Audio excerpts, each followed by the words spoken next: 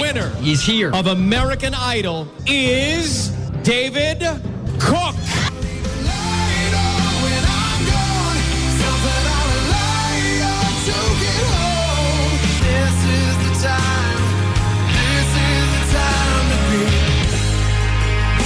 It's a hot show, man. You guys have been calling now for 2 weeks trying to get your hands on these tickets. We made it difficult for you, but for a good cause. I mean, we don't want to charge you to get into a Christmas show right now. Right. Yeah, it's absolutely a free concert tonight. OAR, Natasha Bedingfield are kicking it off. And then, of course, our American Idol, David Cook, is headlining tonight. There he is. Hey, David Cook. Hey, guys. How are you? Good. How are you? Good morning to you guys. I'm good. You're doing that whole I just got up thing, but I've got a radio interview, so I'm going to try to sound excited, but I'm really tired. Oh man, no, we've been doing a ton of promo for this record, and I'm excited to get out there, man. We swung through on the Idol tour, and I didn't really get a full taste of the city, so I'm excited to come back and hopefully step out for a second. We'll give you a good taste of it tonight for sure. Mm-hmm. Am I doing my math right here? Did you win American Idol just like 6 months ago? Lord, yeah, it was about that much. Wow. Mm-hmm. Did it feel like a lot longer than that? It feels like about 3 years ago. Yeah, I bet. What is the best part of having like a quick success like this? Well, it's nice to go immediately from playing like bar gigs with 5 people there to playing, arenas with 10,000. So that's probably been the best thing. That and the bank account doesn't hurt nearly as much, which is good. Mm-hmm. And what's the worst part of having this kind of success so quickly? I'd say there's some privacy issues that I wish I could dodge, but other than that, everything's great. Mm-hmm. Is there a camera everywhere now, or does it just feel like that? Not quite that bad, but it's funny when all of a sudden people seem to start caring about your, just everything about your life. It's weird. I've had people come up to me and say things to me that I didn't even realize. So it's an interesting dichotomy for sure. David Cook joining the Bert Show tonight. Do you change the way that because if you know that all the cameras are on you, have you changed your lifestyle at all, or are you always aware of it?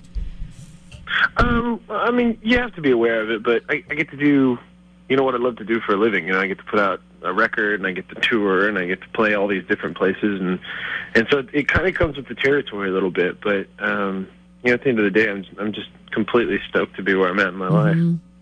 I'm interested to hear about the time of my life, because after you won American Idol, that's the song basically they give you. Did you immediately like that song, or did you have to change it to kind of make it your own? Or well, I remember hearing the song for the first time, and it's a great song. It's the melody's solid and the message is clear. But all I really did was I added a few guitars to it just to kind of beef it up. But Reggie Ham, the guy who wrote it, did an amazing job with that song, and I think the fact that the song's kind of taken on the life that it has really is a testament to Reggie and the show, and I'm amazed that the song has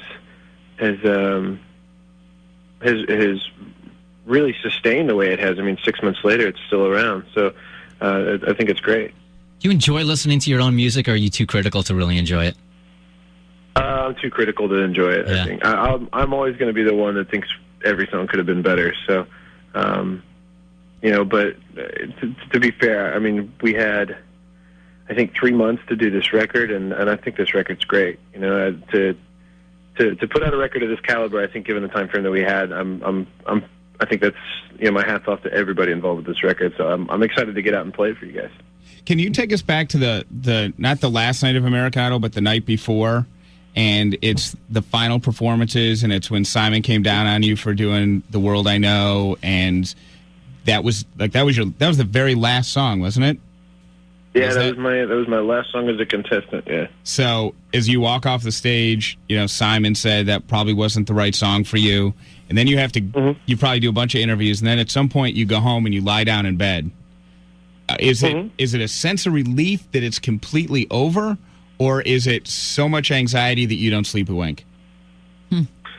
Completely relief. That was probably the best night's sleep I'd had in 4 months. And I think just from the standpoint of, whether or not Simon liked it, I felt really comfortable with the decisions that I'd made on the show. It got me to that point. So, Do you? and it's always nice to be able to play and sing a song by an artist that you admire, like Collective Soul. So I was at peace.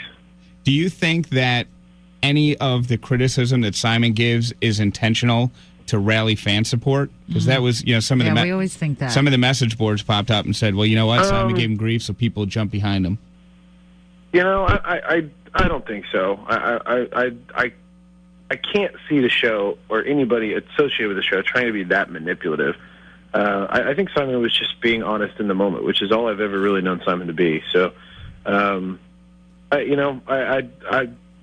think some people probably try to read too much into things associated with the show. So I think it was just kind of in the moment.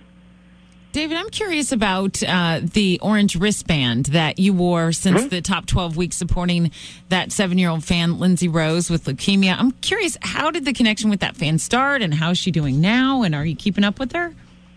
Yeah, actually, her dad is a reporter, and I'd met him at the photo shoot for Top 12 in L.A., and we kind of struck up a rapport, and he told me about his daughter, and I ended up talking to her on the phone that day, and she was just an amazingly sweet little girl, and seemed completely unaffected by the disease, which for somebody of her age to have that kind of perspective is pretty heavy. And it just kind of became this thing. He gave me the bracelet, and I told him I'd wear it on the show, and I had a good week that week, and I'm superstitious, so I just kind of stuck around. I did see her yesterday, and did you really? That's cool. She's she's still plugging along and fighting and going through chemo treatments, and she's an amazing person.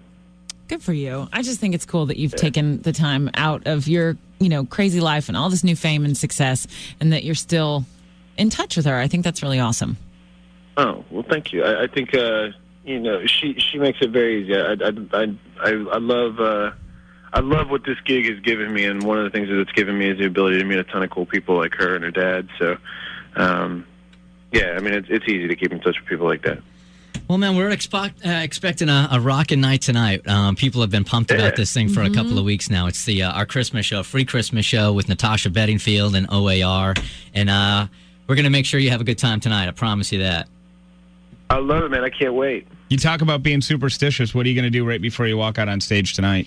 Any routines? Tell the guys that if they mess up, they're fired, and on strip steel hamstring. That's about it.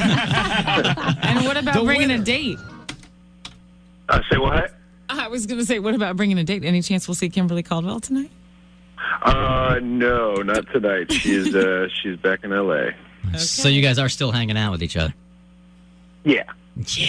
Yeah. And that's all I'll say about that. All right, David, we will see you tonight, man. Quick. All right, take care, guys. See you tonight. Bye-bye. The winner of night American tonight. Idol is David Cook.